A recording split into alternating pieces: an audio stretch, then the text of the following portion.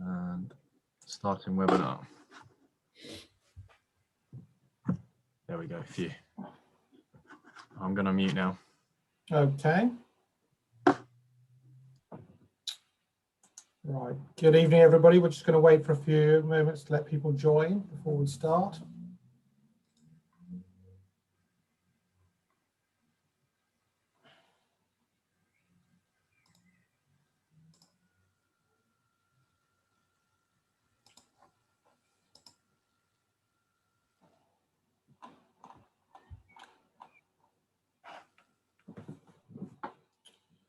Okay, that's good. I'm just going to give about another 30 seconds just while people drop in, and then we'll start the proceedings.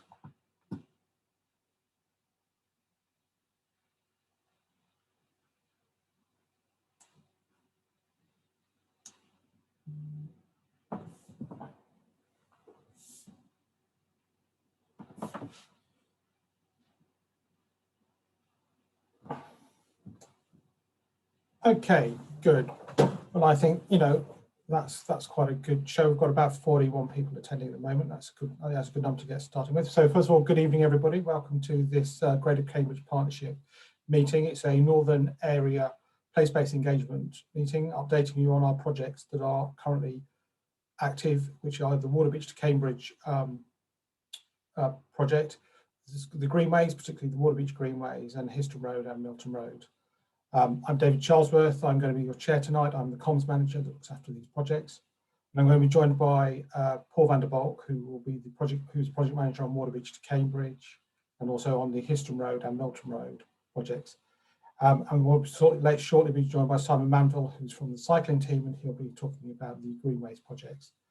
I've got a team, including myself, Jane, Tom and George from the Greater Cambridge Partnership, which are going to manage the meeting tonight. The meeting is being recorded and therefore will be available afterwards for those people that were unable to attend today. It's going to be hosted by a Zoom webinar format. There's normal rules of behaviour apply, so if everyone can reminded that inappropriate conduct or disruptive behaviour may result in you being excluded. We have got some technical assistance on hand. Tom is looking after that, so we should be able to be right, but everyone's joining from homes. There might be a bit of background noise, etc., etc. I'm sure we can get through it and have a productive meeting tonight. We're changing the format slightly tonight because I'm aware that there's a Waterbeach Parish Council later on. So we're actually going to do the meeting in two halves. We're going to start with the Waterbeach to Cambridge project and the Waterbeach and St Ives Greenway. Then we'll break for a question and answer session, and then we'll take up with Histon Road and Milton Road, and then questions on Histon Road and Milton Road. So we've started now at 6:30. We aim to finish by 8:30. So perhaps an hour on the first one maximum, and then we'll have to move on to the other.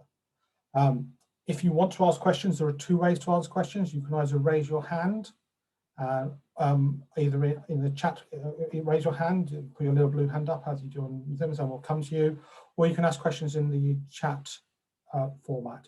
We'll get through them in order that they're raised. We prefer people to come online and ask questions, but if you feel shy and just want to ask something by typing, we'll deal with them. We'll try to get through everyone's questions on this, but we've got quite a meaty agenda tonight with some really big projects.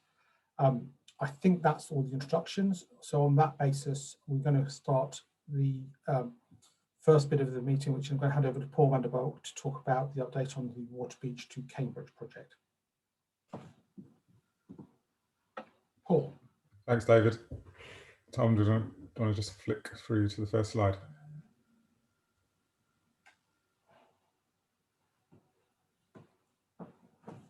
Okay, so Waterbeach to Cambridge. I think many of you will already know because we consulted on various route options at the end of last year. So the project aim is to deliver a new high quality and segregated public transport route between the new town at Waterbeach and Cambridge, and also linking with Cambridge North. So we've said before that the route should facilitate new infrastructure for active travel or link with routes that are already in development, such as the Greenways and also the Mereway route between the new town and the north of Cambridge. So as I just said, we consulted on 4 potential route options back in October, November, and I'm happy to say the consultation response was actually really interesting. It was a really useful exercise, and we learnt a lot.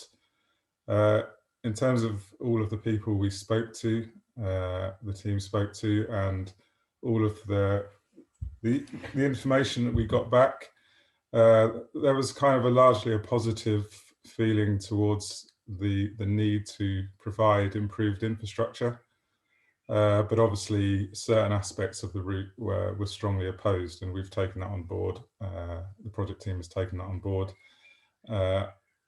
and also conducted further technical work around the route options. Next slide, Tom.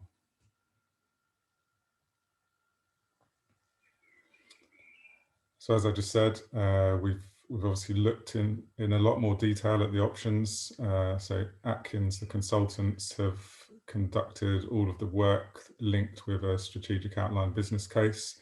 So all of the work needed to produce that, which includes the transport modelling and quite a thorough economic analysis that conforms with WebTag set out by the government that we have to do for these kind of projects.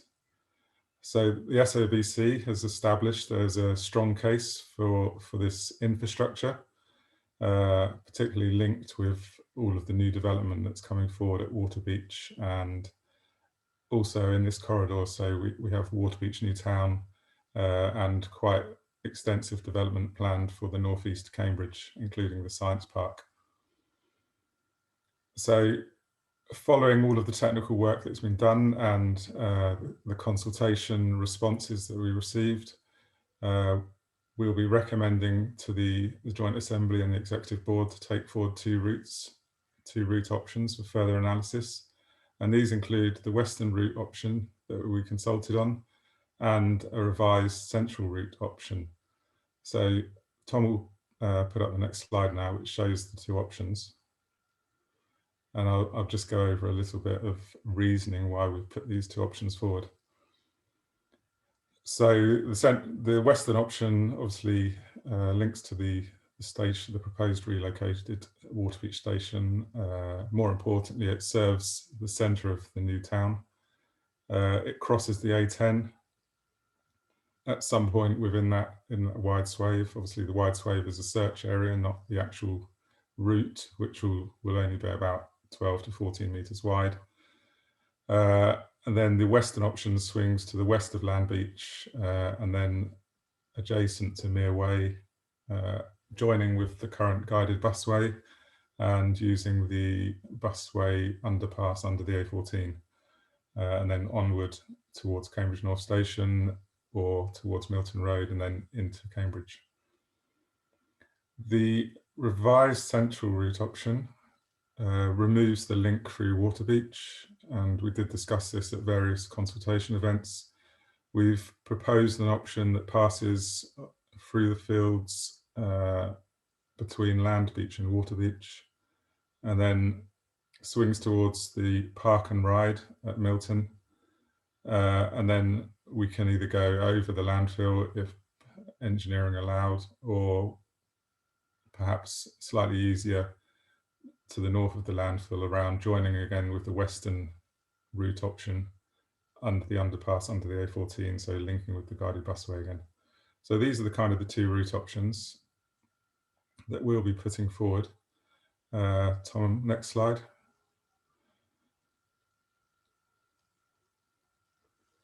So some of this I've said, so I'll just pick out the bits that I haven't. Obviously, in terms of some of the pros of these route options as opposed to the other 2, which were the A10 route and an eastern route, these 2 provide quite a direct link with the new town at Waterbeach and the whole of northeast Cambridge. So passing along the back edge of the science park, which the science park are actually looking to make more of a frontage onto the busway rather than at the moment it seems kind of the busway is at the back of the science park. And it also links fairly well with northeast Cambridge development to the east of Milton Road. Obviously, both don't require any routing through Waterbeach Village and also make use of the existing guided bus underpass across the A14. One of the problems with the A10 route is that we were looking at kind of crossing the A14 at the point where sort of the A10 intersects, which would have required quite a lot of engineering. And as it happens, the price of the cost of, or the anticipated cost of that A10 route was about 4 times higher than the other routes. Likewise, the eastern option, while it provides quite a direct route into northeast Cambridge, doesn't really give you a direct access to the science park, and didn't really serve any other kind of travel markets along the way. Going back to the revised central option, we put this in as we felt that it better serves both Milton Village and the current park and ride site, if that park and ride site will stay. And it also provides better opportunities for the provision of on-road bus services to link with it. So, for example, you could have a bus service that passed through the new town at Waterbeach and then onward through Waterbeach High Street, and then linking in back in to the kind of the public transport route, busway, and then onward into Cambridge. And then likewise, you could quite easily divert off the route and pass through Milton Village as well. Next slide, Tom. So the proposal set out in the strategic outline business case will be considered at the joint assembly on the 10th of June. And then following this and following any recommendations made by the joint assembly will be presented to the executive board, which is currently planned for July the 1st, where a decision will be made on the way forward for this project. And we are looking for approval to move to the next stage, which is further analysis of the 2 preferred options and all of the work that leads us to an outline business case. And then the following text just sets out that further information can be found on our website. So I've kept the presentation short, but I'm happy to take more detailed questions later on after we've heard from Simon on the Greenway. I think Simon's been a little bit held up, unless you're here, Simon. No, I think he's just been held up. I know you had something beforehand. So, Paul, I think we'll just happy to do the questions now, David. We'll just go straight to the questions. We'll start the questions unless Simon Mamble's just joined. All right, fine. Oh, that is very good timing. Simon, you've timed that very well. If you make yourself known, we're just about to move on to the Greenway section. Oh, good. Excellent. Right. I was not expecting to be up so soon, but okay, good. Right. Do you want me to just dive in then? Where you go. We've just heard from Paul about the Waterbeach thing. We're just doing the Greenway section, and then we'll take questions on both the Greenways and the Waterbeach before moving on to the next section, Simon. Okay, excellent. Right, well, so the Greenways, we're looking at 12 Greenways, which will provide, active travel routes for cyclists and walkers and horse riders into Cambridge and around Cambridge. So they're serving the sort of necklace villages around the city centre. As the slide says, I mean, we have links to railway stations, some of the planned railway stations at Cambridge South and Waterbeach, planned travel hubs, all the science and business parks, employment areas, schools, leisure facilities. It also links up with the Chisholm Trail at both north and south. So it's a big network of cycling, walking routes. So yeah, we developed these routes up. We took them to the GCP exec board, and the final route out of the 12 routes was approved last December. And since then, we've been procuring consultants. So We now have, as of today, we have WSP and Atkins. So Atkins are working on the north and south routes. So that's St Ives, Waterbeach, Sawston and Melbourne. And WSP working on the west and east routes. So that's Fulbourn, Horningsea, Swaffhams, the Bottisham, Haslingfield, Barton and Comberton. And just to note, the Linton Greenway has actually been being delivered as part of the CSET project because it lines up very neatly with that route. So there's one more slide, I think. Whoever's controlling that. Excellent. So yeah, construction of the greenways is expected to be not linear. So it's not going to start at one end of a route and work its way to the other end of the route. They're going to be programmed by the consultants to make sure it's sort of a good, efficient delivery approach. And the consultants are expected to carry out further detailed design work, fully cost the routes, and program that delivery, as I mentioned.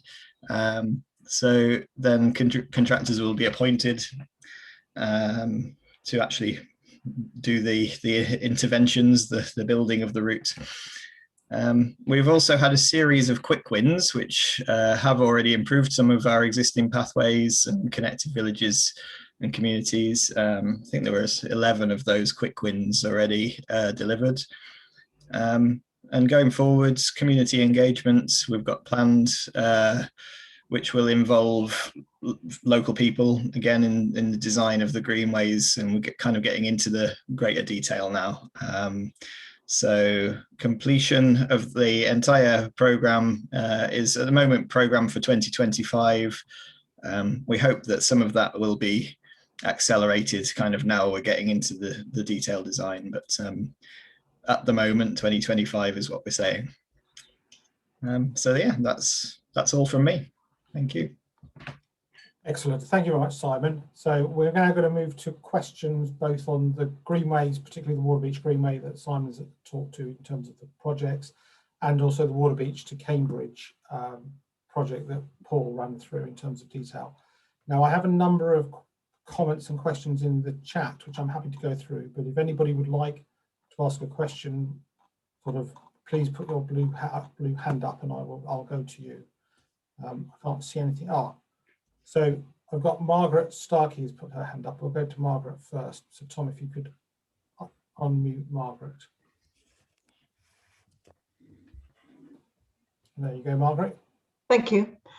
In all the consultations in the past, we've brought up the fact that one of the most dangerous areas for cyclists and pedestrians is between Waterbeach and Horningsea, and this has still not been addressed. It includes the Clayhive Bridge, which is overused by heavy goods vehicles and is particularly difficult for cyclists and almost impossible for walkers. And yet you're still not addressing this in any way. And this seems an opportunity that has really been avoided. Okay, Simon, did you want to address that? I know the greenways are designed to do particular things in terms of radial routes, but do you want to just address this question that Margaret's raised? Yeah, I mean, so the routes were already kind of, as you say, that they are designed to be radial and to address the congestion in the city centre. So they have always been kind of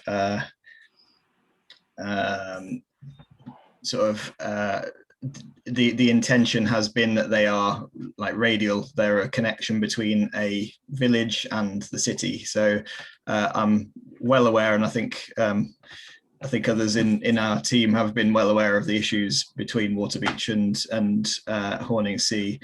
It's not something that we've addressed through this scheme particularly, but it is something that's is on the radar that I think we would like to address in the future. So I think you're right, Margaret, that it is an opportunity now to look at the that connection look at what can be done about it. And I have meetings coming up with Horningsea Parish Council. I'm sure I'll be meeting with Waterbeach as well. So those issues, we're quite happy to look at, but I suppose that the funding and these schemes are very specifically designed to address one particular thing, which is about the commute, I suppose, between the villages and the city centre. So, okay, thanks, Simon. Thank you, Margaret, for your question. We're moving on to the next person, Paul Bearpark. Now, Councillor Bearpark, you're the person next.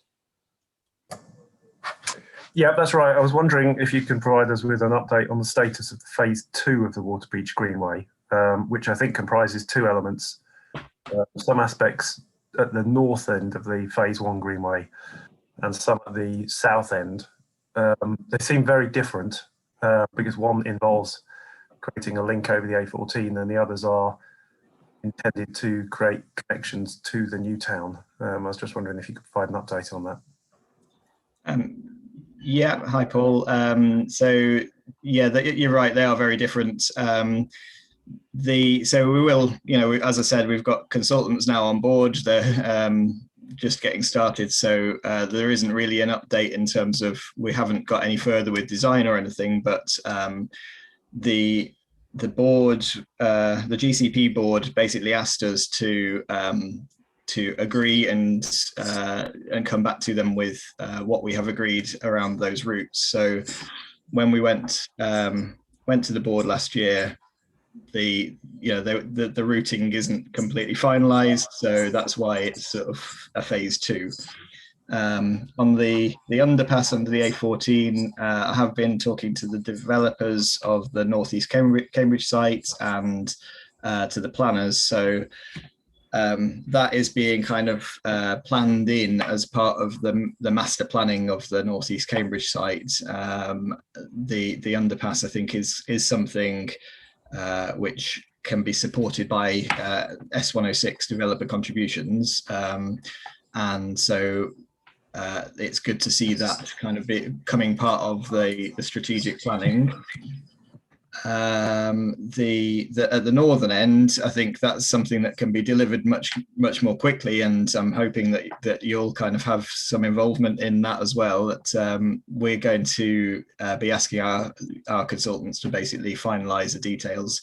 We need to look at a bit of feasibility around the route, specifically around Waterbeach Station and those connections. But yeah, I think it's something that I think we can deliver much more quickly. Okay, thanks, Simon. Thank you, Councillor Bearpark. So I'm just going to start. I haven't got any more blue hands up, so I'm just going to start to read the questions out that have been put in the chat in the order they were received. So Paul, the first one's for you. It says, actually, the central route is not between Landbeach and Waterbeach. It cuts through 2 parts of Landbeach. I think that's just a statement. And then I'll just answer. The next question is, the 2 proposed options go nowhere near the village, and you're proposing to close the village station as well. Why will you not look at the route along the railway line? So first of all, it's not us that are closing the railway station. Other people are in charge of that. But Paul, it's about the railway line option and the relationship to Waterbeach. Okay, so we looked at the section running the option of running the transport route along the railway line. And in terms of feasibility, there's too many issues with that. In terms of space, in terms of people's properties, and a lot of the issues that came up around that, just trying to pass the route through Waterbeach. And then there's other issues with regard to archaeology when you try to get back towards the west. So we have looked at that option. We don't think it's a good option. And therefore it was discounted at quite an early stage. In terms of public transport through Waterbeach, so as I previously said in the presentation, the central route provides quite a good opportunity for certain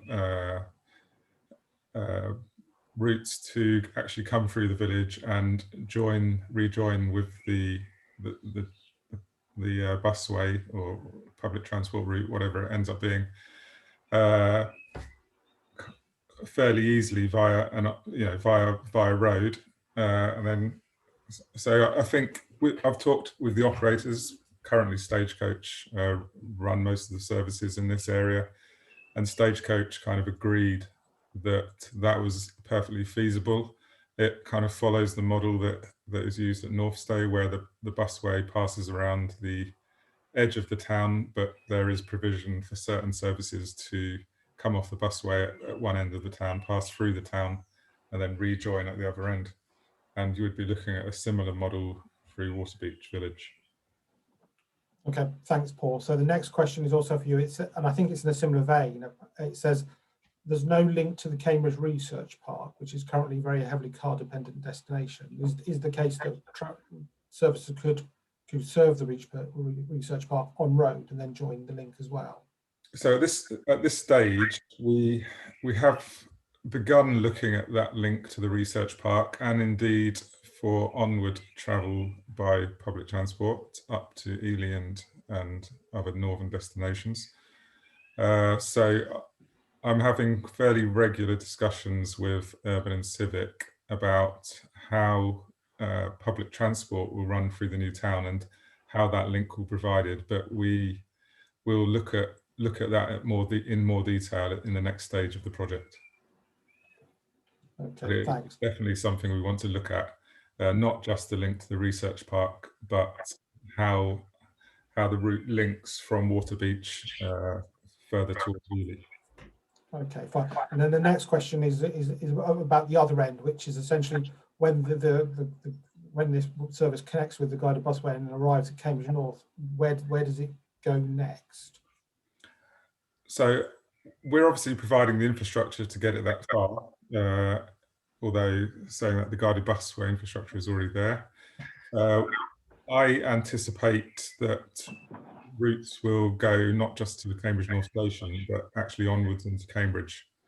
And by joining the guided busway at the point where it crosses the A14, you have the option of either turning through Orchard Park and then towards Histon Road, or arriving at Milton Road and accessing into the city via Milton Road, or finally going onwards towards Cambridge North Station and then possibly back and then back to Milton Road. But the infrastructure is there to provide all of those different options, and then it'll be up to the operator to, or at a later stage, for us to discuss with the operator what services will run along that infrastructure. Okay, that's fine. So then the next question is will there be a halt in Landbeach? And if there was, could cycle connections to Cottenham therefore be provided? So say that again. Half a question for Paul and half a question for you, Simon. Say that, I didn't hear the start of it. Could there be a halt in Landbeach? Could there be a stop on the guideway for Landbeach? I mean, if we pass by Landbeach, then I would anticipate there would most likely be a stop there. Okay, or fine. perhaps one at the north and one at the south, but we haven't really looked exactly where stops will be. But I don't see why there wouldn't be a stop, let's say that. Okay, and then Simon, the answer question, if a stop was provided, could cycle connections to Cottenham be provided? Yeah, I think that, I mean, it's not part of the Greenways project, but I think that there are people already looking at the connections between Landbeach, in fact, basically between the new town of Waterbeach and Northstowe. So the links all the way across there, connecting through Cottenham and Rampton and various other villages. So I'm pretty sure that's already being looked at by colleagues. So yeah. Okay. Could you put them in touch with me, please? Yeah, sure. I think there's an additional question here, which is that the western route could allow a future link to Cottenham. So could you consider an extension once this is built to Cottenham? I mean, that's not within the scope at the moment, is it, Paul? But it's just. It's not in the scope, but people have mentioned it to me through the consultation. We always did say that we were looking at quick wins. I'm not sure. Yeah, I'm not sure how far we can go outside of our study area, to be honest, because we are focusing, as Simon said earlier, we're focusing on the route between Waterbeach, Newtown, and Cambridge. Yeah. But we would definitely work with, as Simon says, a team is looking at the link all the way from Waterbeach, Newtown to Northstowe, which I wasn't aware that work was being undertaken. I knew that people were looking at the link between Waterbeach and Cottenham, but I wasn't sure how far that had progressed. Okay. But we would definitely work with that team and see what we can do to facilitate kind of linkages. Okay, that's really helpful. So just a question here, which is someone said, Councillor Sargent has said the slides are small. I think the slides are as big as we can make them, but what we will do, Councillor Sargent, is I'm happy to email them to you tomorrow so you can review them, and we'll put them on our website so people can download them and look at them. But we're limited by the technology a little bit, but we'll do those two things to make them more available. Then moving on, there's a question here, Paul just says, it says not using the access under the A14 at the back of the CRC and by the end of Mere Way. Just wondering why you're accessing, why the two routes go to the A14 side rather than through the Mere Way side. So the Mere Way, I mean, we have looked at both. The Mere Way route obviously would clash slightly with the proposed cycle route. And we don't feel the tunnel there or the underpass under the A14 is quite wide enough. And also it makes it a little bit more tricky on the other side when as you enter Cambridge through in the area of the regional college, basically to link back with the guided busway infrastructure. So joining the busway before it goes under the A14 is just a cleaner way forward. Probably a simpler way forward in terms of the engineering required. Okay, so the next question I've got is what technical solutions are you investigating that would allow you to cross the landfill? So another one for you, Paul. At this stage, we haven't investigated any real technical solutions. We've just discussed the concept with the landfill operators and the owners, and we have reached the point where they and others actually have said that it is feasible that you could cross the landfill. There are engineering constraints that we've looked at and physical constraints on the landfill.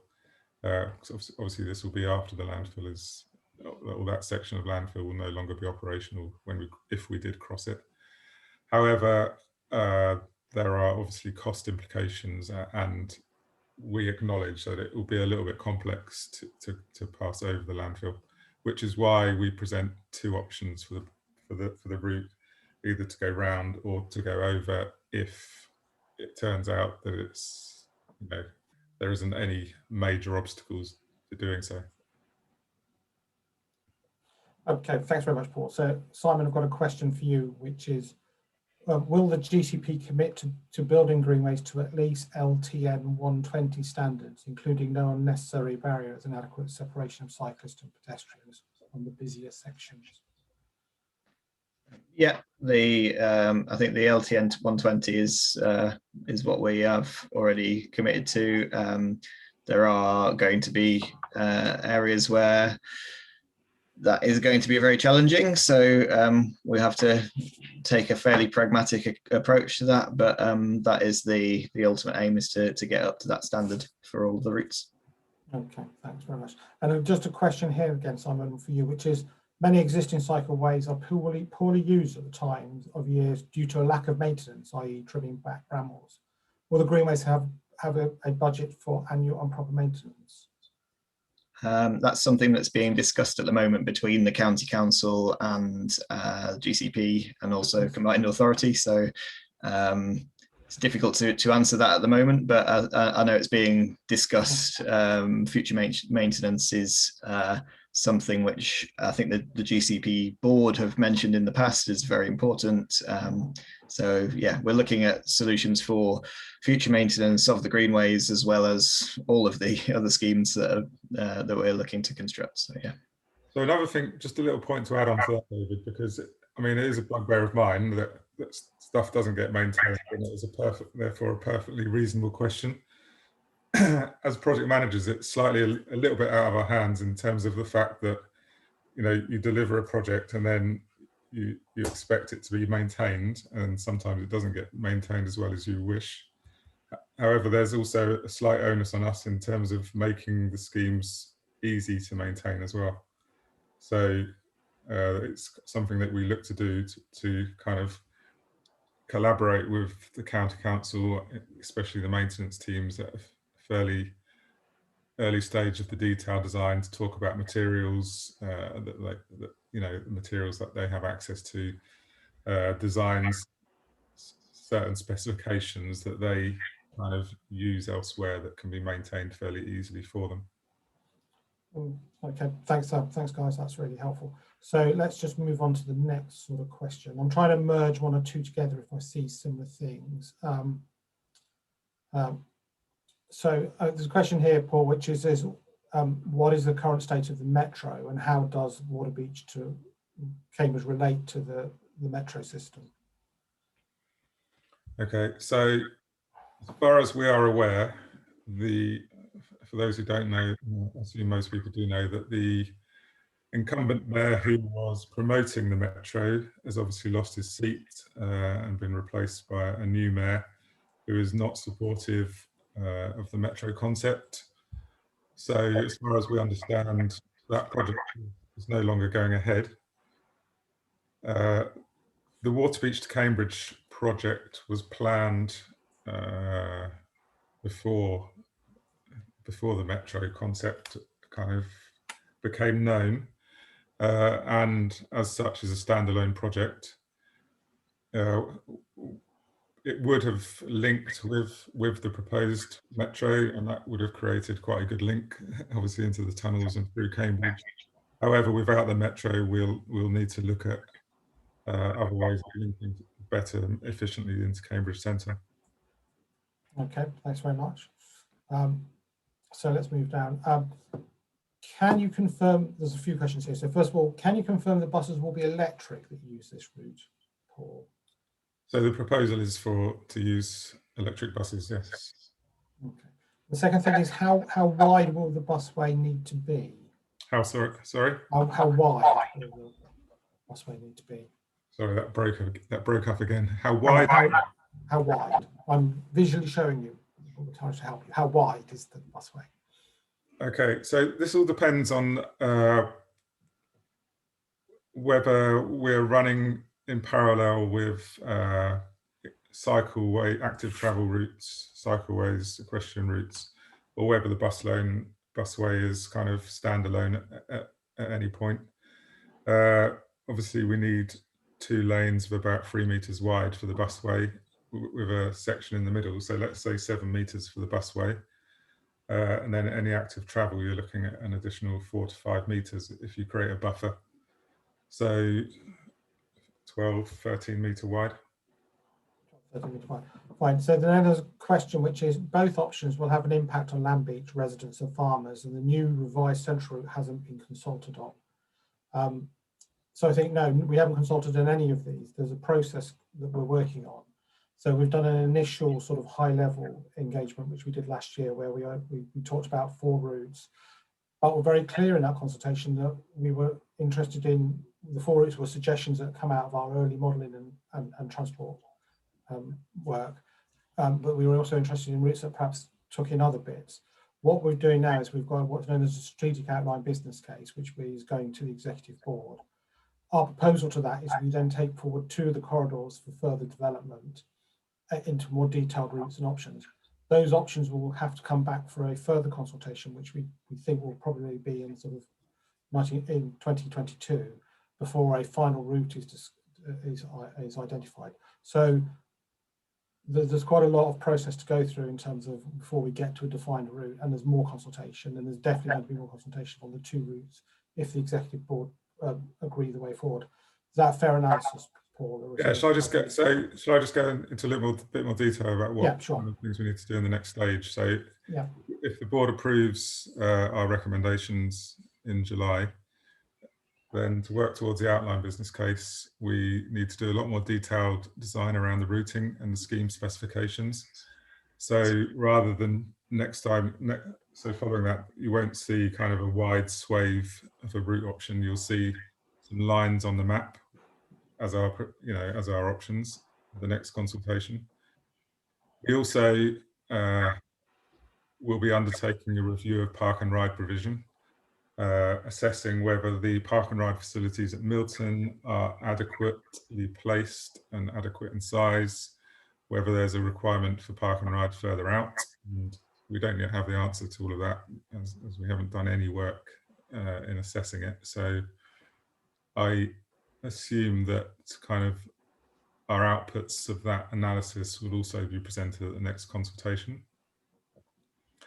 We need to do a lot more detailed cost estimates, so go into the cost in a lot more detail, look at the risk assessments of all the routes, of the 2 routes that we're proposing, and we'll do further modelling work and further work to integrate the proposed scheme with other developments that are being proposed, so on the corridor. So I've already mentioned the new town at Waterbeach and the further work that needs to be done to kind of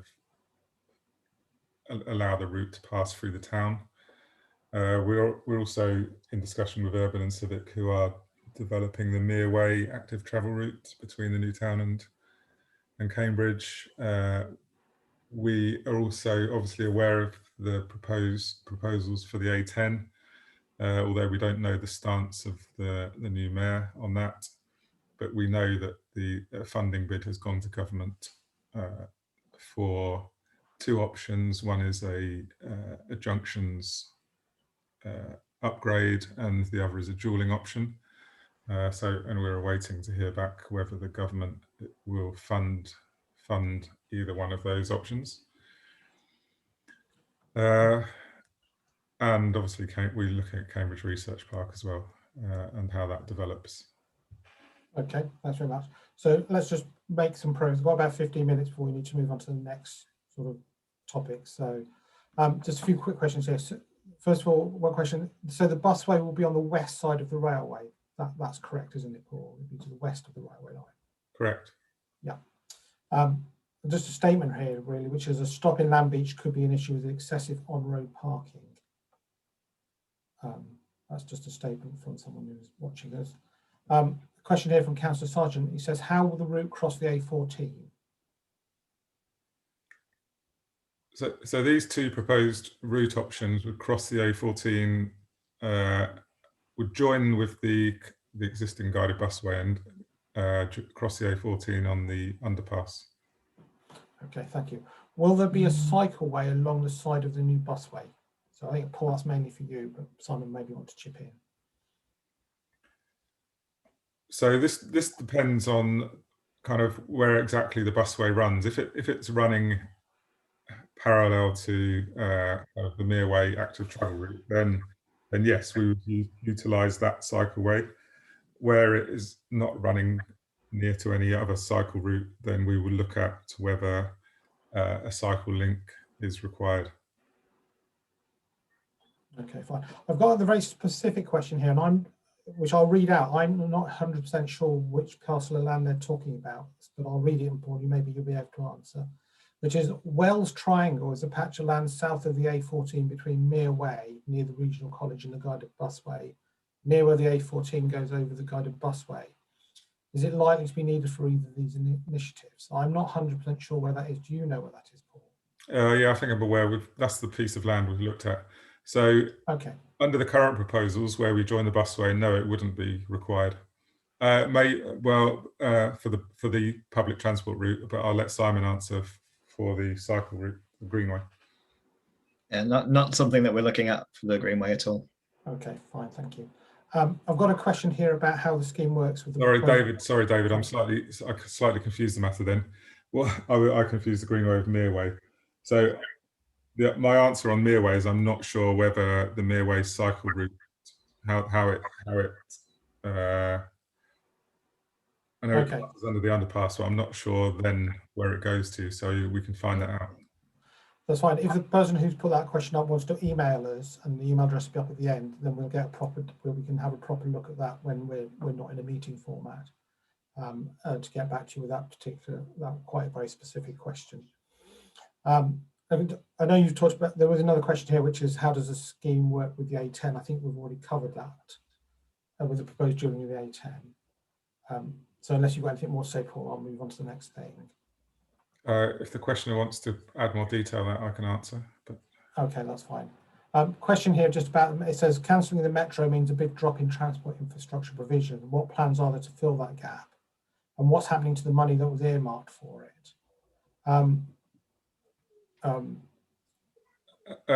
So there is no money. That's part of the problem. So the metro is an unfunded project.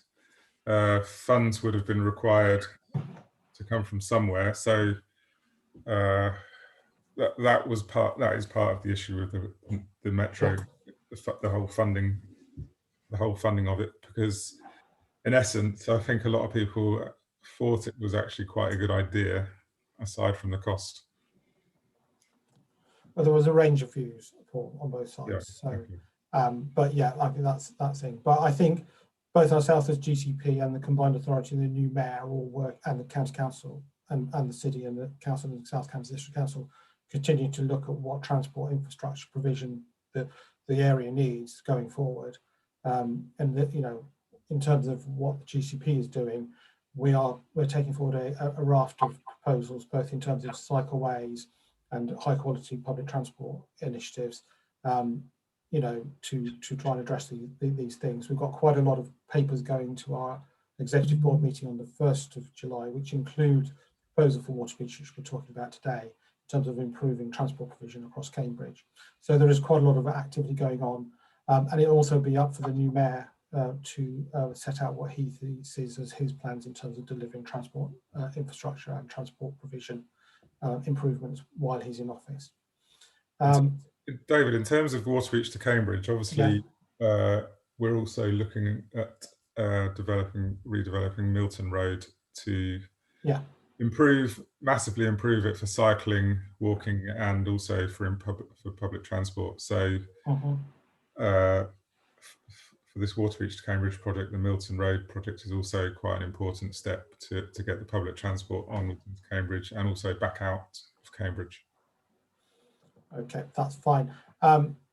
So someone's just saying, thanks for the invitation meeting. They'd like a link to the recording.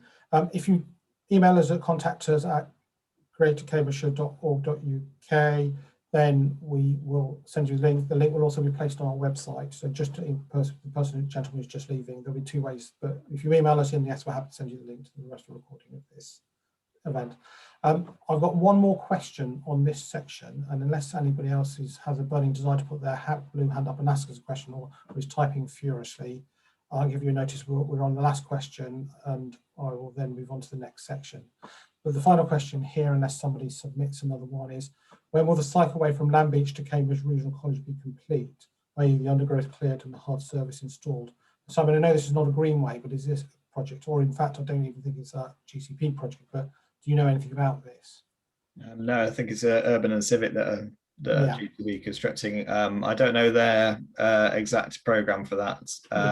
I do know that they are slightly different, but they are supposed to be working on widening the A10 cycleway route between Waterbeach and Cambridge later this year. So that might be helpful to whoever's asking that. But on the Mereway, I'm not as clear.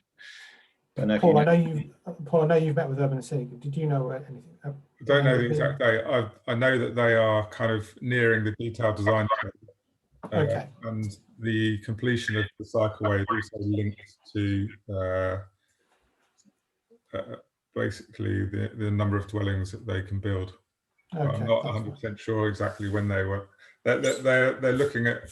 They're still looking at the design for the bridge where the cycleway crosses the current A10. So Okay. it'll be a little way off yet, but it's something that they're pressing ahead with quite a strong. So sorry, we don't know because it's not a project we're working on, but I think Urban Civic, who are the developers of the Waterbridge Newtown, are the people leading on that. So I think if you contact them, they'll be able to give you a more detailed thing. Now I've got a question here from Bartek, who's got his hand up. So Tom, can we let Bartek speak, and then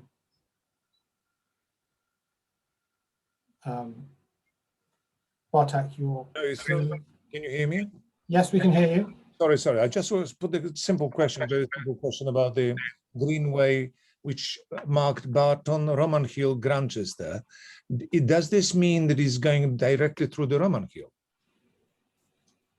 That is it. Well, it's not. It's following the bridleway route. Okay, that's existing way. Thank you very much. Yeah.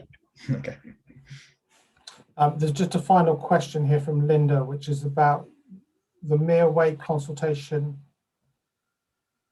will include the BHS, which is not a cycleway. Linda, so I don't actually understand your question, but as we said, the Mereway one is not a GCP project, so we're not really. The Mereway is not a GCP project. It's a project that's linked with the development. So I'm not entirely sure whether they need to consult or not. Okay, I'm sorry, we can't answer that question, Linda.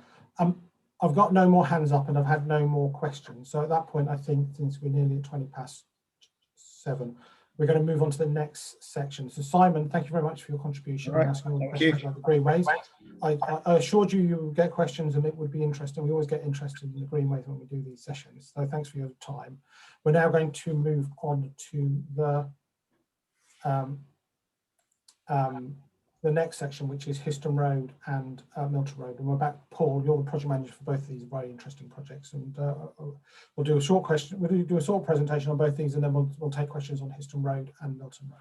I just saw a comment flash up about the last question. So it says they think that Urban and Civic. So I'll find out exactly what's happening with that. And if anyone's interested, send us an email and we'll answer it.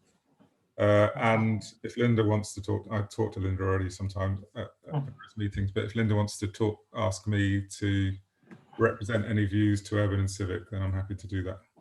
Okay, thanks very much for that offer, Paul. I think that closes off that section of it.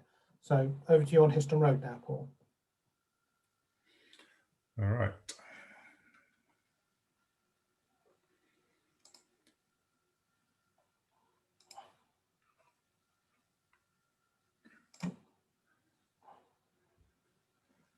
So Histon Road. So as many of you have probably seen, we've been under construction for over a year now, which has been quite challenging. The actual construction process and having the teams on site has been fairly challenging through the situation we've had with the pandemic, but Skanska have managed it pretty well, to be honest. And we haven't, apart from the 7-week delay we had at the start of the project where we had to pull off the site, we've managed to get back on site and touch wood, we haven't really suffered any issues during the last year with COVID or anything like that. So it's been a challenge, but I've been fairly pleased with the way that Skanska have worked. It's been quite a challenge in terms of the very constrained nature of Histon Road and the fact that we are allowing both inward and outward cycling while closing one lane, so closing the inbound vehicles, has been a massive challenge for the construction crews. Challenging because we have sort of cyclists coming inbound, cars going outbound. It's just been difficult to manage. But anyway, the project remains on track to be completed late summer, early autumn of this year, which is good news. The majority of phase A, which is the Victoria Hunting Road, Histon Road junction, has been completed for quite a long time now.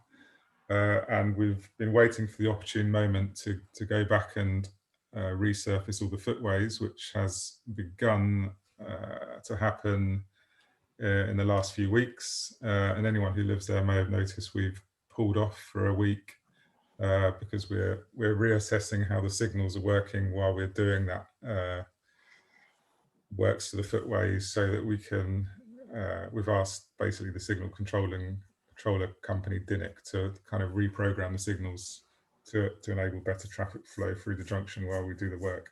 So it wasn't working very well. So we'll go back to complete that work. I think it's on the 7th of June. And it should take about 3 to 4 weeks, because obviously we're working on a much wider area. Go back a bit, Tom. There you go. In terms of phase B, which is between Victoria Road and Gilbert Road Junction, we've done most of the eastern side. We're currently working on the rain gardens in the area, and that photo there shows the progress of one of the rain gardens a couple of weeks ago. And basically all we need to do is to complete the curbing works on the west side of the road between Merkett's Garage and the Esso Garage. And then a small amount of curbing works as we approach Gilbert Road Junction. And then we're ready to surface the carriageway between Merkett's Garage and Gilbert Road Junction. And once we've done that, then I'm looking to open that section to two-way traffic as soon as possible. And by that time, phase A should have been completed as well. So we'll have that whole section just about complete, bar any snagging works. Let's go to the next slide. In terms of phase C, which is the Gilbert Warwick Road Junction, you'll see that work has begun. Obviously we start all the works with rerouting any services that we need to do. So at the moment you'll see kind of quite a few trenches and the complexity of the work that we need to undertake under the ground. And we're looking at approximately, I've been optimistic here and said 8 weeks, so it's 8 to 10 weeks to complete the works at this junction, all going well. And then phase D from Gilbert Road to King's Hedges Road, also nearing completion. And while it still seems like there's quite a lot of work to do, we've done all of the service diversions, which takes the longest. And so we just have to finish all of the curbing works, the ramps between Brownlow Road and Warwick Road, Gilbert Road Junction. We need to construct a bus stop, and we're waiting for BT to finalise all their cabling works around Roseford Road. And anyone who lives there will notice that Roseford Road has been open in terms of the ground has been open and work has been going on there for a long time. That is because a lot of the services kind of end up at that point. There's various junction boxes and above ground boxes where kind of all of the BT and the Virgin Media cables route to. And just to give you an idea of how long it's going to take for BT to change all of the cables, they're looking at 5 to 6 weeks just to do the final kind of the rerouting works to get all the cables from one box to another box to a new box that's just in Roseford Road. So this is what's kind of taken the time at that junction. Next slide. Okay, one thing I just wanted to cover off here is street lights. So many people have commented that the new LED street lights are too bright, and indeed they are pretty bright. So just to reassure people that we've spoken with the street lighting team, and we can confirm that the LED lights are fully controllable, and actually once they're fully commissioned and handed over to the county council, they'll be put on a program where they'll automatically dim throughout the night at set intervals. And they've also told me that if there is an issue where lights are either too bright or not bright enough, then they can be adjusted to the correct level. So as we kind of commission all the lights, there'll be another step to make sure that all the lighting levels are correct. David, do you want to take questions about Histon Road first? Yeah, that's sensible. I've only got one question so far. So the question, okay, let me read out the question, which was, what about the parking spaces that were supposed to be in Linden Close? Is the question. So the parking spaces in Linden Close have been lined. So the lines have been set out, but we haven't yet put the payment box there yet, which we'll do once phase A is nearing completion. Okay, fine. Tom, I've got a hand up from Gaynor Mears, so if you could let Gaynor speak, Tom, that would be good. Just wait for you to come online.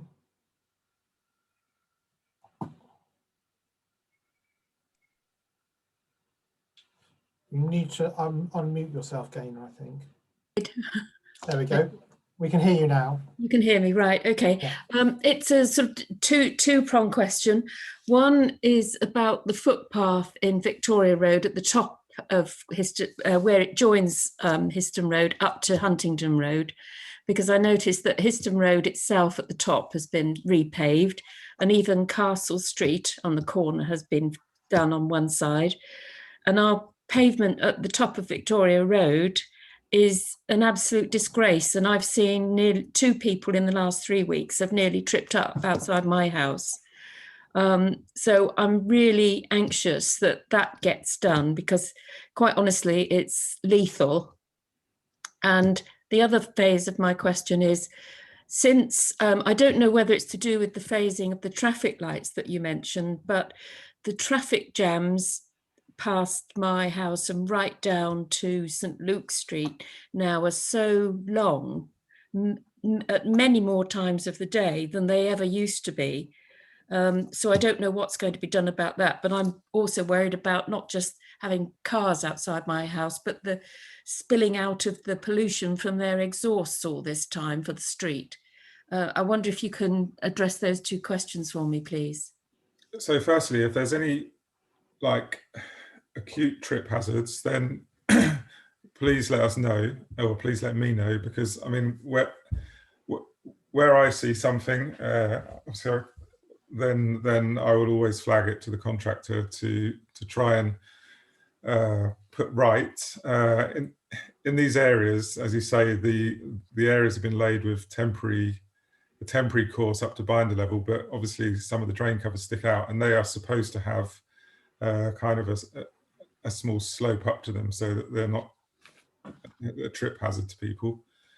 In some cases that either gets brushed off, worn off, or hasn't been put there. So if there's anything like that, then let us know. As I said, we'll be going back to finish all of those pavements on the 7th of June. So it will be happening very shortly. In terms of the lights, part of the issue in the last few weeks was that we had to close Mount Pleasant, and we had traffic management around the junction, which was causing some congestion, and this is part of the reason we pulled off, so that we could get the lights rephased to a way of working that we had previously when we were working around the junction. The other thing to mention is that not all of the signal sensors are currently operational. So once that happens, then the junction will perform much better once we've got all the sensors working. To be fair, I don't think the work on Mount Pleasant has been the cause of these traffic queues. That's been happening for quite a number of weeks now, and it's traffic coming up Victoria Road towards Huntingdon Road and Histon Road. It's not really traffic that is affected by going down Mount Pleasant. It's all the traffic that goes up Victoria Road and then either turns into Histon Road or right into Huntingdon Road. But part of the problem is that the junction hasn't been fully commissioned yet, so it's not working as efficiently as it will once the sensors are all in place and the junction is properly commissioned. Okay, I'll wait and see. Cambridge Water dug through one of our sensor loops, so that still needs to be fixed. Right. As does the patch of black tarmac, which they put back in our red, nice newly laid red. Okay, thank you. All right, thanks, Gaynor. Councillor Todd Jones wanted to ask a question next, Tom, so we'll go to them. Mike, Hi, can you hear me? We can hear you now, Mike, yes. Yeah, okay, yeah. Yeah, sorry, I might have missed a little bit earlier, but I was going to ask about an issue that Paul's know has been raised by a number of local residents. That to do about the path widths, some of the footpaths, and possibly the placing of the curbstone. And I think you were going to investigate that, weren't you, Paul? You're talking about the section just north of Roseford Road? Yeah, I'm not sure if there are other sections, other pinch points that were also possibly had the same issue about the curbstones or the exact parameters of them. I can't remember now. There might have been other sections you're going to look at. But yeah, that's the main one that we're looking into. Yeah, there was, yeah. But do you have any info on that? No, not yet. No update in terms of we need to properly look at it. We need to get the as-built survey from Skanska, and then WSP as the designers can assess whether they've actually built it to design, which I don't think they've quite built it to design. And then they can also set out whether a solution needs to be put in place. Yeah, okay, thanks for that. I saw there was a question about Linden Close. I'm sorry if I might have missed it, because I was trying to transfer from a laptop to an iPad to continue with the meeting. Sorry, did you answer that one about Linden Close and the... So my understanding is that the Linden Close has been lined. So the lines have been drawn, or they should have been. And we haven't yet put the signs or the parking meters there. And we won't do that until we have opened phase A. Okay, go ahead. Thanks very much. Thank you, Councillor Todd Jones. So just moving back to the written questions, Paul, we've got, I'll read it out, is what about the bus stop by the recreation ground? The exit entrance ends up in the bus passengers waiting line there with their bikes. I'm not 100% sure what that's about, Paul, sorry. I think it's about the layout of the bus stops near the recreation ground and how they interplay with the bike lanes. That doesn't make sense to me. If the person writing that could clarify their point, we'll come back to that. I'll move on to the next one, which is what is happening with the lack of living fence at the crossing area between Brownlow Road and Blackhaul Road?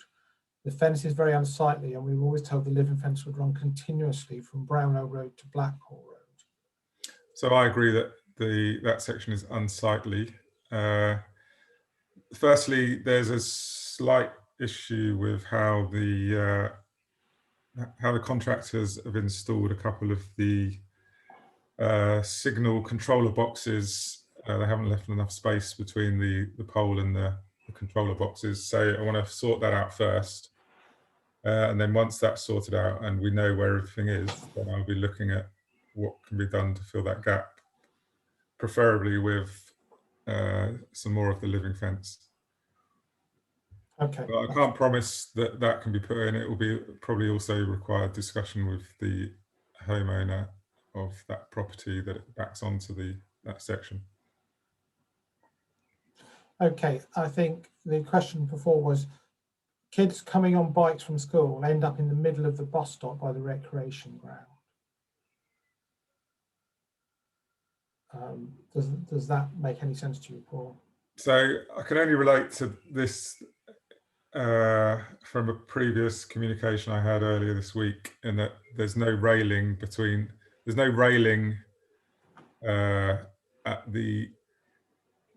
stop people coming out of the entrance to the recreation ground and then going onto the road.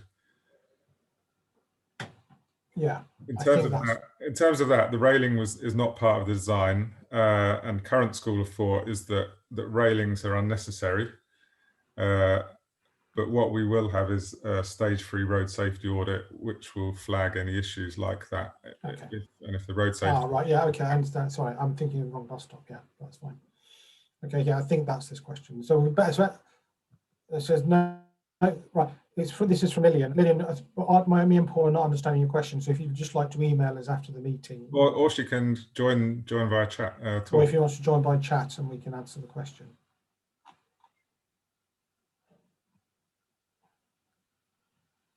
Okay. Okay. If you could let Lillian speak, Tom. Need to unmute. You need to unmute yourself, Lillian.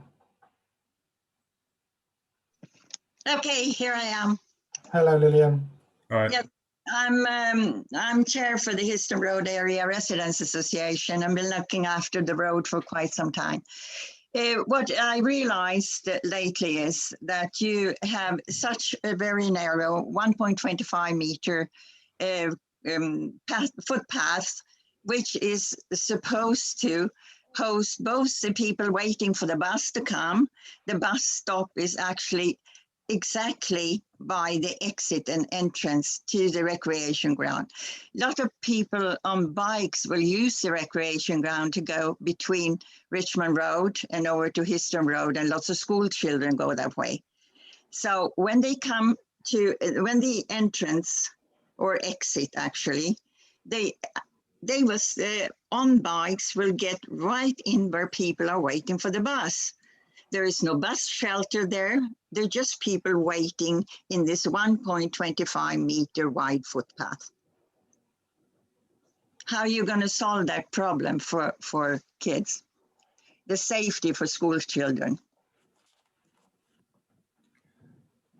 So the designers have obviously proposed this design because they feel that the situation is safe. Cyclists shouldn't be on the pavements or the footpaths really. So if they are, then they're going to need to negotiate people that are also on the footpaths safely. What we've done is we've provided a cycle path along that length. We've removed all the parked cars so that there is space safe for cycling on Histon Road. Well, you were talking about safe on Histon Road. We're talking about the people coming from a park ending up on a footpath, which is a bus stop. And you have no space to go. You have to be on the footpath to be able to get onto the cycle lane on Histon Road. Okay. I think I need to go and properly look at it. Yes, please. You can also look at Twitter. There have been pretty many discussions and pictures from the area. You can look at Twitter. Okay, thanks for your comments, Lillian. All right, it's urgent. Thanks. Move the bus stop. That Yeah, is the concern. you've made your point, Lillian. Yeah, fine. Thank you. Thank you. Let's move on. So, Paul, I've got no more questions now about Histon Road. So, shall we move on to Milton Road? Okay. Good, because I've got no more hands up, and I've got no more questions in the written way. Okay, so if we move on to the final session, which is on Milton Road. Okay, this will be a fairly quick presentation in terms of what I've got here. A couple of updates following a previous local liaison forum and some of the comments made. Just to say that obviously the stance is that work to Milton Road won't begin until the Histon Road project is completed. And the current position that we set out at the LLF was that the project team was aiming to commence works in April 22, but we obviously acknowledge that the LLF wished for an early commencement, and that was made clear by a resolution, which actually hasn't yet gone before the executive board. So move on, Tom. I'll come back to this a bit later. So at the previous local liaison forum, we took some comments about the design, and I'm not going to show the whole design at this meeting because we're still underway with finalising it following some of these comments and an issue that came up. So the first thing we went away with was with regard to the positioning of bus stops, the bus stops that we had near Birch Close, and a member of the public, backed by most of the LLF members, requested that we look at this in a bit more detail and look at the kind of the proximity to Downham's Lane, where a lot of people who potentially might use the bus live. So we did that. We agreed with the comments that were put forward, and therefore we propose to move the bus stops from Birch Close closer to Downham's Lane, as shown in the image here, in the map here, which we can discuss a little bit further later on when we come to questions. If we want to just go to the next slide, Thomas. So with regard to the roundabout, we had a different issue in that following all of the GPR survey, which we undertook many months ago now, we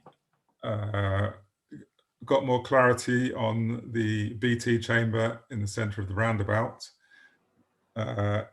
We sent off for information to BT with regard to the exact dimensions of the chamber underground, because all we could see was obviously the lid, and as it happened, the chamber did actually conflict with the current design. So WSP have had to slightly shift the centre of the roundabout, the island, which is the new location is the red centre, the red circle, and you can see that as opposed to the black circle underlaid.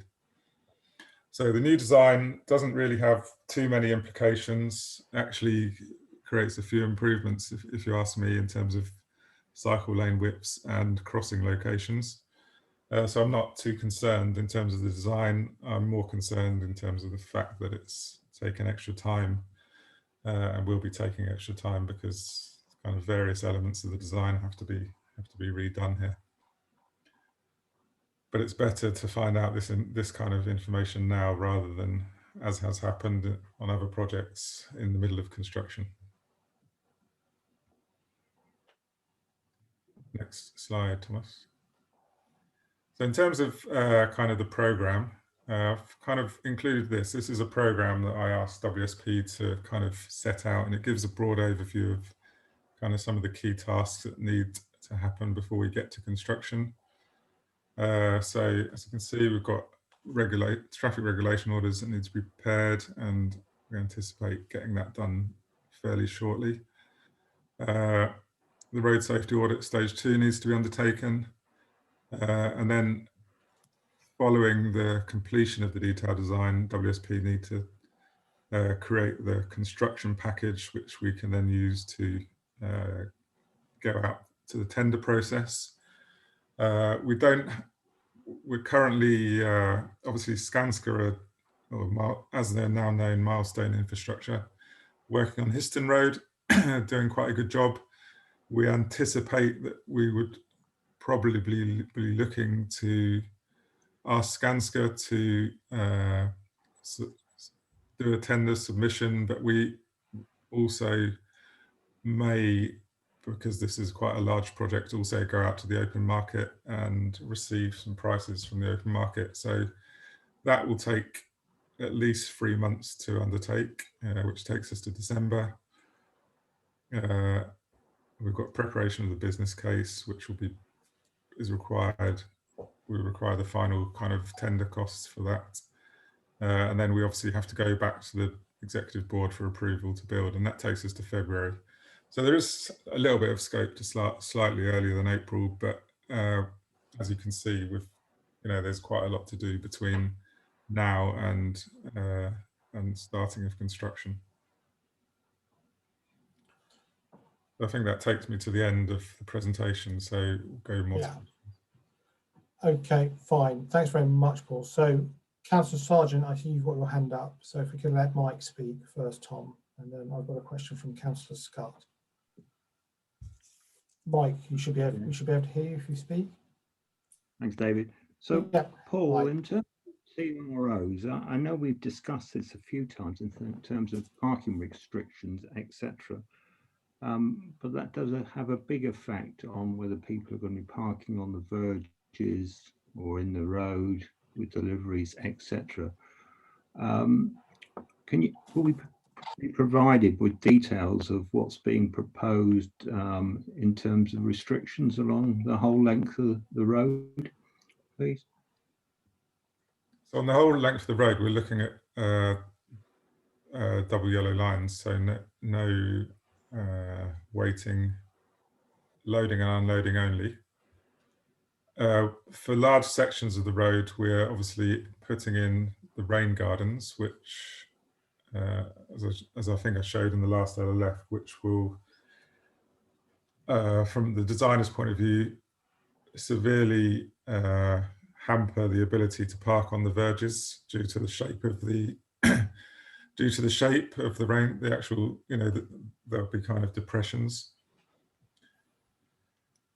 So in other areas of the road, obviously we'll have some hard standing surfaces where there is the possibility that people parking may mount the curbs, etc. okay.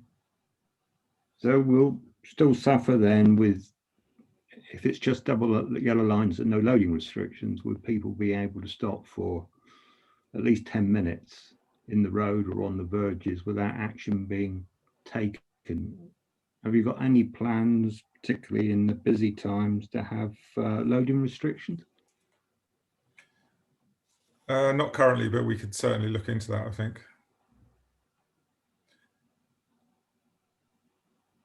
I think it's definitely worth having that discussion sooner rather than later in terms of, are there sections of the road where a loading restriction is required? But because that may not apply to the whole length of Milton Road. Sure. So, I mean, obviously people can stop in the bus lanes, etc., which is a bit of a nonsense at the busiest times, of course, with all the money we're spending. So, as I mentioned, I'll be looking at the traffic regulations or the traffic regulation orders very soon. And when I do that, I'll be having a discussion with the designers in terms of what orders we are looking to put in place. So I think that provides quite an ideal. So obviously the traffic regulation orders are consulted on. So it would be a good time to use that opportunity to feedback on whether you think the orders address those kind of issues and whether we need to go further in any certain areas. Because, I mean, in terms of the design, it doesn't have a major impact on the design, whether you implement loading restrictions or not. It's just a matter of signage and markings on the road, so which is obviously all addressed through the regulation order. Yeah, I mean, obviously the county council, when they put in double yellow lines, actually have a consultation before the formal TRO process, because once you get to the TRO process, if people start to object, then you have to go through another TRO process. So can I ask that we do have a consultation first before you go to the TRO process, and you'll probably save time then. David, I don't know whether we promise a consultation or engagement or what we say on that. I have to say I've not done all of these before here, so I don't know what the rules are. We can take that away. We'll take that away, Councillor Sargent, and we hear what you say, and we'll take it away, and I'll clarify exactly what we were considering the process to be, and we'll get in contact with you and the other ward councillors about how we set out the phasing of this that Paul has talked about. I think it's my view is that it's worth talking about before. So I kind of agree with what you're saying, Mike. Okay, that's fine, Mike. We'll definitely we'll take that away as an action and get back to you when we've had a discussion. I've clarified a few things, but you heard what Paul said. Does that answer all your questions, Mike? Yeah, that's fine, David. Thanks. No, thanks very much. Yeah, okay. I see Councillor Bagent has also made a point that he thinks the point about consultation is important. So, I see that point, Councillor Bagent. The next person would like to is Councillor Scott would like to speak. Tom, Councillor Scott's marked as Cambridge Labour. If you could unmute Cambridge Labour, then Jocelyn, is this the point you put in this chat you just want to talk to? No, I've actually got, well, I'd like to make 2 points. First, that Okay. I wouldn't want anybody who's listening in to think that I didn't follow up with the resolution that came from the local liaison forum on the 8th of March. I certainly did follow up, and I actually requested on a number of occasions that I be able to speak to the Greater Cambridge Partnership at the meeting that came very shortly after that meeting of the 8th of March. And I was assured that the resolution would go to the board. So I'm rather surprised that it hasn't gone there yet. And I'm making a request, and it's now on notice, that I would request that resolution do go to the board, that the LLF and all the members who were there wish the Milton Road project to go ahead ASAP after the Histon Road has finished. But my question is really follows on in one sense from from Councillor Sargent, but it is about the parking generally, because the residents who are on Elizabeth Way Roundabout and other residents in that area remain concerned about what will happen as to their possibilities for parking. And in saying this, I just add that when before the County Council in its last iteration, the issue of residents parking came up, it was said that the Greater Cambridge Partnership had a plan for parking all over Cambridge. So I've really got 2 questions. One, what is being done specifically in this plan for the parking needs of people in those parts of Milton Road that aren't in a residence parking scheme at the present time? And 2, have the plans that the Greater Cambridge Partnership appear to be advancing got any further from beyond that last notice to the County Council when it came before the Highways Committee?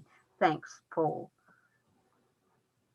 Okay, I don't fully know the answer to the question, Jocelyn. It's something I'll have to look into, but I agree that we need to probably work together in terms of progressing the residents' parking issues that we began discussions on it seems a long time ago now, several years ago, and then kind of the discussions stalled, didn't they? But I agree it's something we need to pick up, and we need to understand exactly what is being proposed for the area. Because the residents really are concerned, there's no question about that, and they would like some assurance that there will, because it was always said that mitigation would be taken into account when the project was being put in place. And so they're understandably concerned because the problem of parking is a real problem in that area, and unfortunately has been for some time. So if we could work together on it, I think that would be very much appreciated by the residents. Thanks, Paul. Okay. Okay, thanks very much, Councillor Scott. I think we've addressed the questions there. I don't have any more questions either. Anyone with their hand up or any more Does anyone have any comments about the bus stop relocation? Oh, if I could say, am I still on? Yeah. You're still on, Jocelyn. Yeah, thank you. I think people were very pleased. Do you mean the one near Union Lane, up that area? Oh no, I know. There was the other bus stop too that people wanted near Woodhead Drive. No, it was Downham's Lane. Yeah, Downham's Lane. So we've moved it closer to Downham's Lane. Oh, yeah. Well, people will be very pleased because that was a big issue last time. So thank you for that. Yeah, thank you. Fine. I've got Councillor Sargent. You put your hand back up so we can unmute. Yeah, thanks, David. I'm afraid it's the same subject as before in terms of parking and parking in the bus lanes. So certainly as we get closer to Mitcham's Corner, it's almost a permanent feature for cars to be parked in the bus lane. We've not got cameras like are on Newmarket Road to prevent that. And despite having involved the parking control people many, many times, I'm afraid people are far too cute to be caught.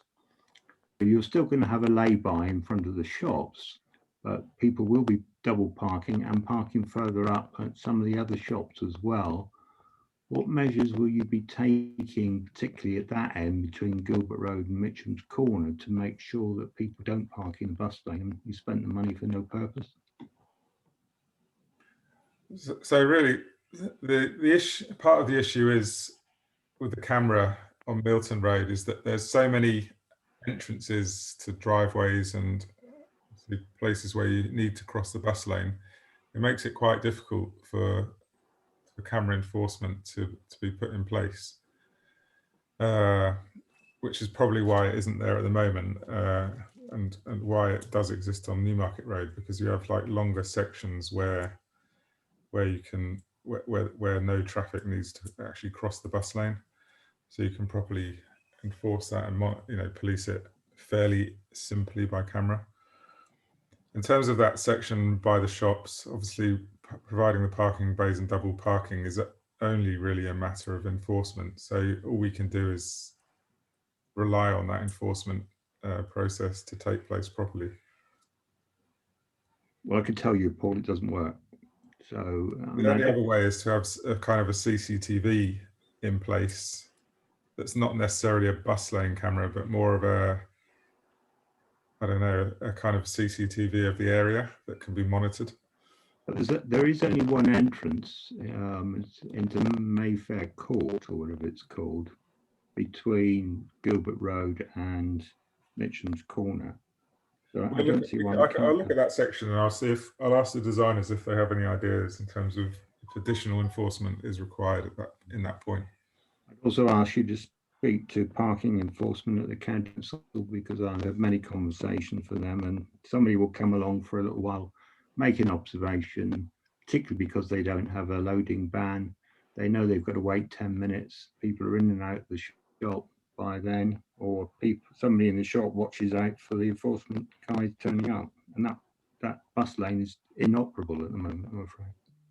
Just one little thing to add in there is that I'm also keeping an eye on what comes out of the proposals for an ETRO modal filter at south of Gilbert Road Junction, and I'm aware that obviously that proposal was on the list of tranche 2 activities for the ETRO program, and I wait with some interest to see what, if anything comes out of that or not, and if it does, what proposals are put forward. I think you'll find that's been removed, Paul, but is it? I hope so. Okay, I'll try and find out. Okay, thank you, Councillor Sargent. I think we have reached the natural conclusion of people's inquiries and questions on Milton Road. So thank you very much, Paul. Quite a lot of ground has been covered in the last sort of hour and a half and stuff. I think we've covered off Waterbeach to Cambridge and the Greenways. We've covered off both the update with where we are with the Milton Road project and with the Histon Road project. In terms of choreography, I think the big ticket item is the Waterbeach to Cambridge project, which will go to the combined authority on June the 10th. No, consideration. Joint Assembly. Joint Assembly. I knew I would get that wrong, and I've written it down in front of me, and I've still managed to get it wrong. And then it goes to our executive board on the 1st of July for their consideration. But if there's no more, thank you very much for your time, and I'll close the meeting and we'll go back to this rather nice weather that we've got. Thank you very much for your time, everybody. Thanks, everyone.